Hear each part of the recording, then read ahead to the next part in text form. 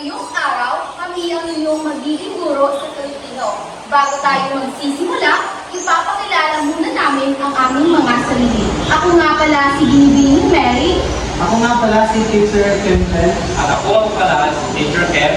At ako naman si Teacher Giselle. At ako naman si Teacher Mary. So, maaari bang tumayo ang lahat? So, ngayon tayo ay mananalangin at tumungahan ko si Teacher Kemper. Okay, manalangin tayo. Sabayan ng ako. Panginoon, maraming salamat. Maraming salamat. Araw na ito. Na binigyan mo kami Nabigyan mo kami ng pag-asa ng pag-asa at kalakasan at kalakasan sa aming buhay. sa aming buhay. Maraming salamat Maraming salamat sa mga biyaya na aming natanggap. sa mga biyaya na aming At ang lahat ng papuri na at masasalamat at pinakalik namin sa Panginoong Isus. sa Panginoong Jesus. Amen. Amen. Natilim na tayo. So, magandang hapon mga bata. Magandang hapon po, teacher. So, may liban ba sa klase ngayon? Wala po, teacher. So, magaling. So, dahil dyan, maaari na kayong umupo. So, bago tayo mag-umpisa, akin munang babasahin ang ating pamatayan ngayon sa klase. So, Maging magalang sa guro at sa mag-aral. Pangalawa, maging aktibo sa talakayan at pangkatang iwanin. Pangatlo, maging mabuti sa talakayan. Pangapat, iwasan ang magsasalita habang may nagsasalita. at ang panghuli, Panatilihin ang kaayusan at kalinisan sa silis na ka lang. So, maliwanag ba ang ating pamatayan ngayon? Oo, teacher. So, ngayon, sino makakapagsabi kung ano ang ating tinalakay sa nakaraang leksyon. Dagang bayan at dagang lungsod. So, maaari mo bang sabihin ang mga tauhan sa kwentong inyong Ang nabasa? mga tawag ko nila ay dagang bukid at dagang bayan. So, magaling, bigyan ng 5 palakpak si Asli.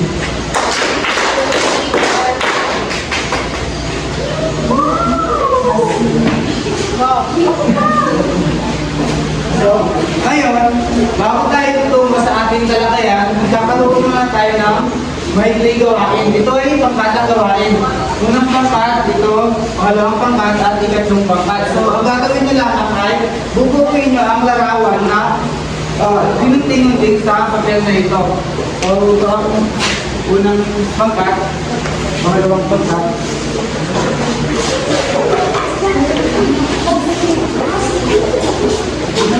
I-dedicate mo sa papel ang mga larawan. Tapos na po! Ang huli? Hindi ko na matakot. Ang mga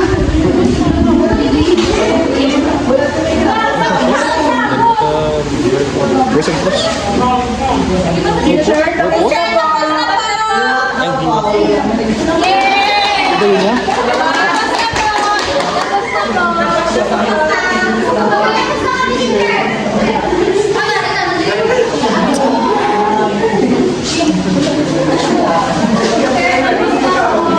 Pagkatapos na kayo, maaari nyo idikit sa isala. Sir, wala po.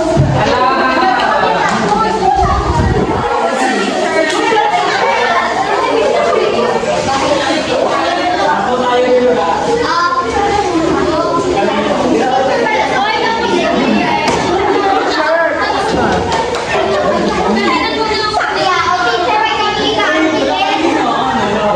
Takot ako makadun siya MB ba? David, pag yung na edit.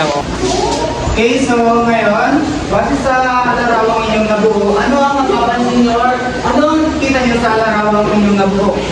Yes, ano ba? Bahay bubot. Sino pa? Ano siya? Ang nabuo po namin larawan sa sila ating po kaya sa mga Eva.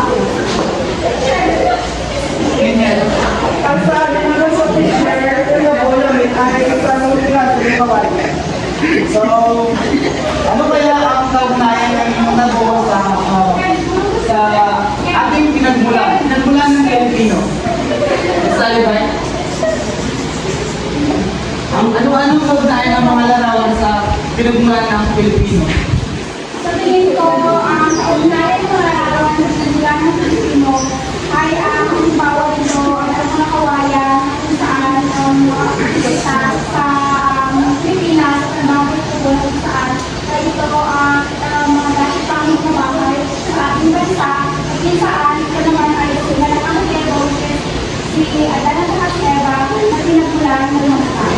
Galing. So, meron na ba sa Yes,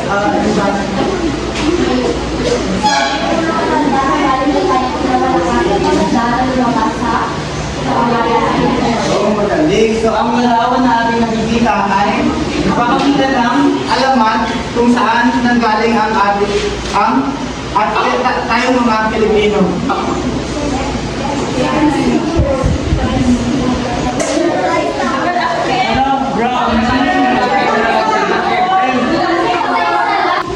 Mga yun naman, nagpapangkat ko kayo sa dalawang pangkat. Ito ang unang pangkat at ang pangalawang pangkat. So, ang gagawin ninyo ay nagawa kayo ng isang concept map. So, isulat sa gitna ang pinagmulan ng Pilipino at bumuhin ng 4 na bilog na nakakonekta nito. So, bibigyan ko kayo ng isang papel.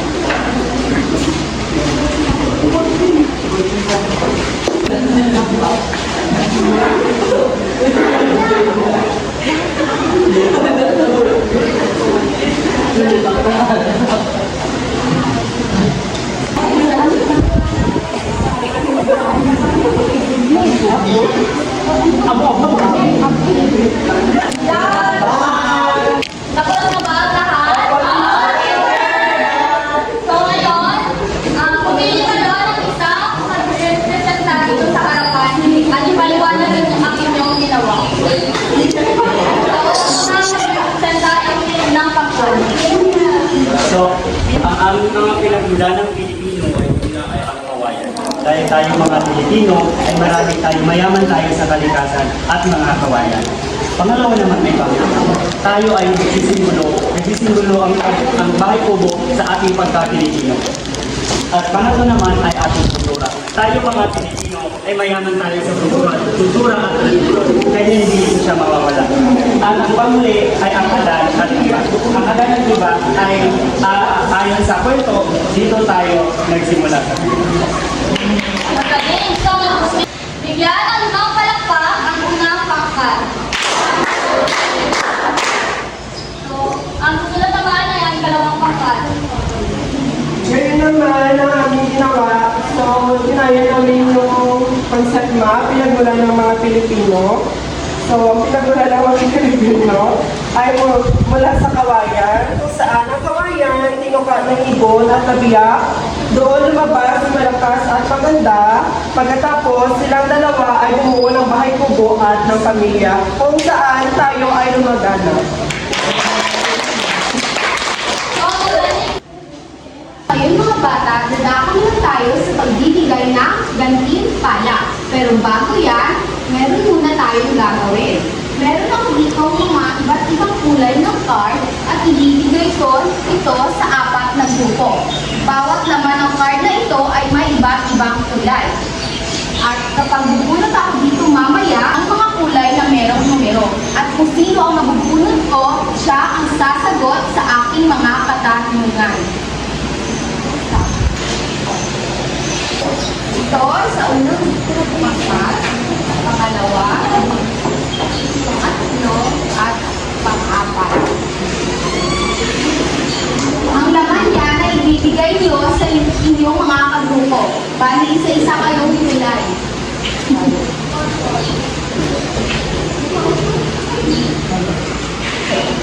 At kung anong kulay ang aking mabubunot, siya ang sasagot sa aking mga katanungan.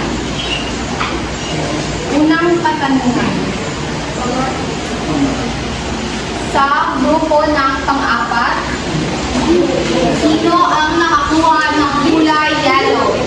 Richie, Sa grupo ng pang-4, sino ang nakakuha ng kulay yellow?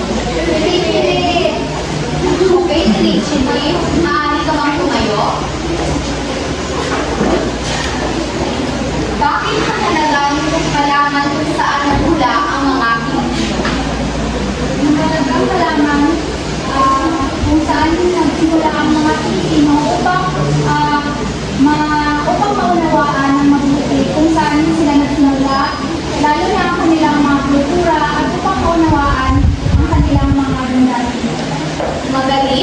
So, bigyan natin ng paru-paruklap si Richie. Alam niyo ba ang paru-paruklap?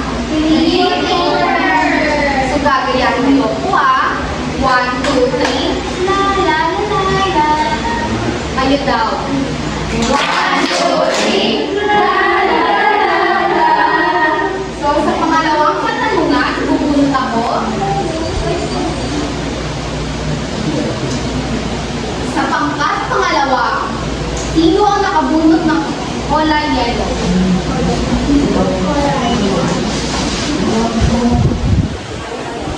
So, Alvin, kung gagawa ka ng sarili mong kwento tungkol sa pinagmulan ng Pilipino, ano ang magiging kwento mo?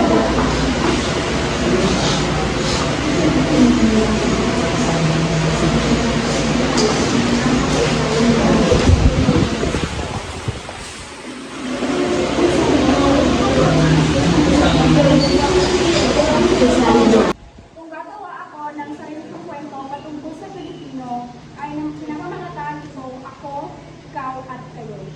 Magaling. Bigyan natin ng paru-paruklap si Alibay. 1, 2, 3. Dalawang katanungan ay bubunot ako.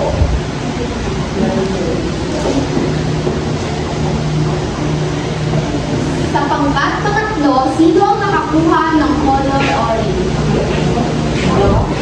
Orange. Ako din.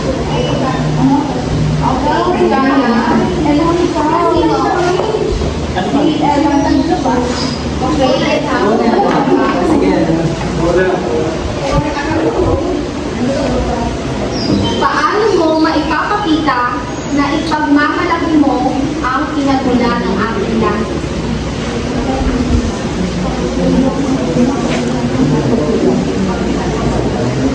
Sa pamamagitan ng pagpapahalaga po ni Nation. Magaling! Bigyan natin ng paru-paruklap si Ilham. 1, 2, 3. Ngayon mga bata, ating babasahin ang kwento ni Malakas at Maganda.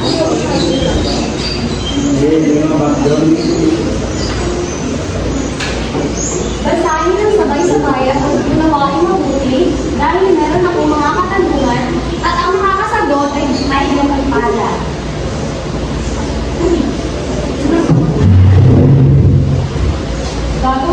Bago nagsimula, go! Bago nagsimula ang panahon, ang tahanan ng Diyos ay di masukat sa kalawakan. Naging malungkutin ang Diyos sapagkat wala siyang makita at marinig. Ang araw ay sumisikat, maliwanag na parang ginto at ang langit ay nakakalamihan ng mapuputing ulan. Sa malayo ay magsilid ang buwang kabilugan, samantalang pumutik-kita ang iyong mga lumin. Inaangat ng Diyos ang kanyang kamay para ito'y tinuro bawat kayo. Sumakay kayo sa aking pagwis. Kayo'y dadalhin ko at ipapakita sa inyo ang lupang hinirang. Doon kayo manirahan. Sina Malakas at Maganda ay nagilala sa mga lulong-lungkian at umiilang sa sikat ng araw. Ang mga ito'y tulad ng binuo ng pagkakas ng isang mahalagang tigas. Dito sa mga lulong ito, perlas ng dagat silangan, nagsimulang mamuhay ang magsasawang Malakas at Maganda. Ang matinang pinagmulan ng lahi kayo magkit. Talakpakan ang mga sarili. Sino-sino ang mga tauhan sa kwento? Sige, Emmy, si Malakas at Maganda. Magaling, bigyan ng 3 palakpak si Emmy. Ano ang unang naisip ni Haribo nung narinig niya ang mga salitang palayain mo ako o makapangyarihang hari ng lingkod? Sige, sila ka.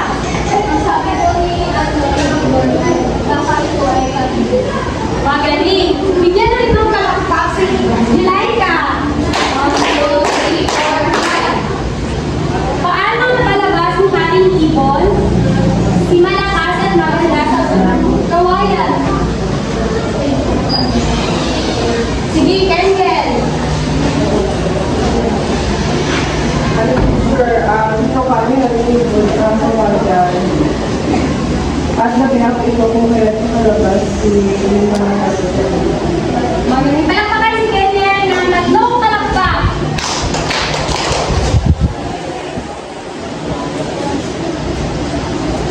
Saan dinala ni Haring Ibon si Malakas at Maganda? Sige, salamat. Alibay, bigyan ka ng tatlong palakpak.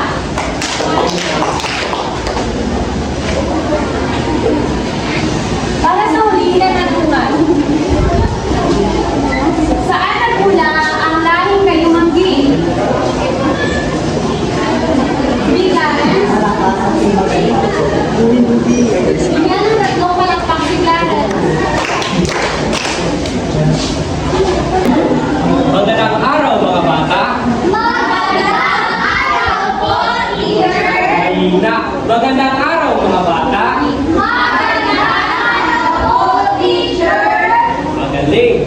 Nakinig ba kayo sa kwento na binahagi ni Guro Nine? Yes, Lord! Kung gayon ay magsasagawa tayo ng isang aktibidad. Kumuha lamang ng isang pirasong papel at gayon naman ay ipapangkat ko kayo sa dalawang pangkat. Ito ang unang pangkat at ang pangalawang pangkat. Bibigyan ko kayo ng isang papel at sa papel ay bumuhin kayo ng 6 na bilog. At kung saan ang 6 na bilog ay napapaloob doon ang tampuhan, kawan, na simula, gitna, wakas, at ang aral nito. Pagkatapos ay tatawag ako ng isang estudyante sa isang pangkat na siya ang mag-representa bata ng 6 na bilog ang papel na aming ibinigay na napapaloob doon ang tampuhan, tauhan, simula, gitna, wakas, at ang aralin nito. Pagkatapos ay tatawag ako sa unang pangkat at pangalawang pangkat na magrepresenta kung ano ang natutunan nila ang pagtutulungan sa kanilang mga gawain. Kung sinong mauna ayon ang bibigyan ko ng dagdag na katiwala.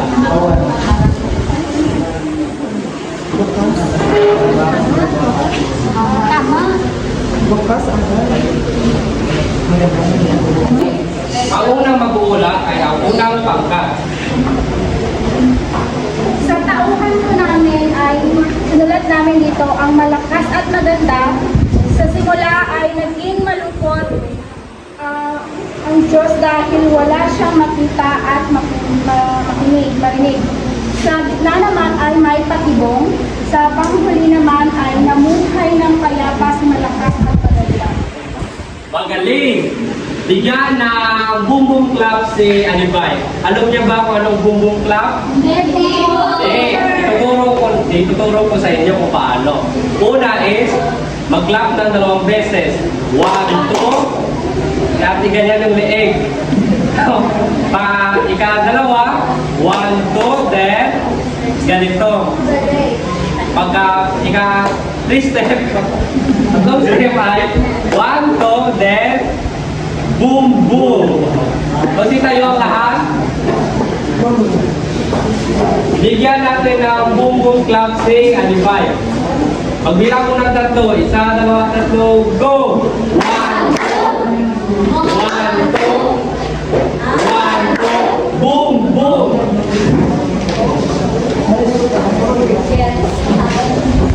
At para sa pangalawang pangkat,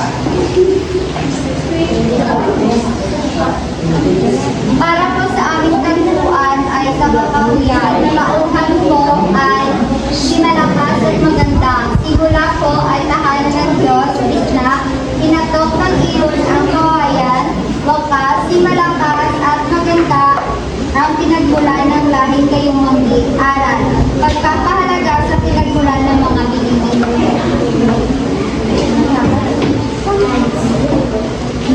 magaling! Bigyan ng Boom Boom Club si Sir Rebel. 1, 2, 3, start! 1,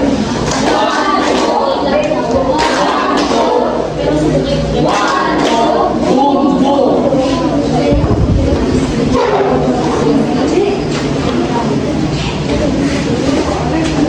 At para naman sa ating pagtataya ay may naranda ako mga katanungan aking ibibigay sa inyo at inyong sasagutan.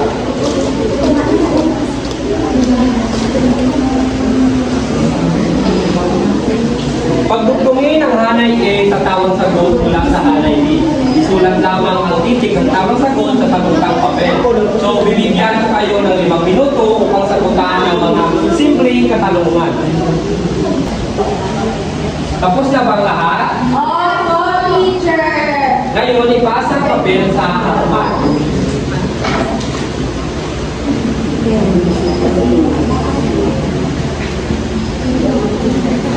Magaling mga bata. At ngayon ay magbibigay ako ng takdang aralin.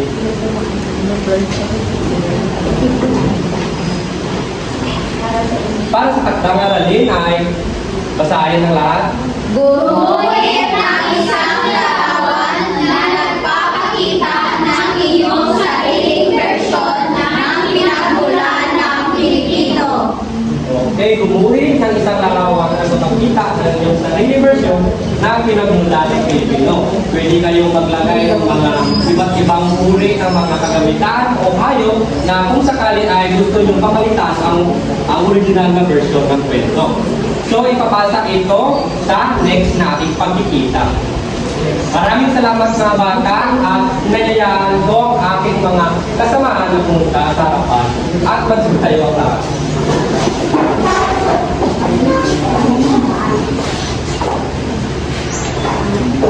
Paalam mga bata. Paalam na po, teacher! At maraming salamat.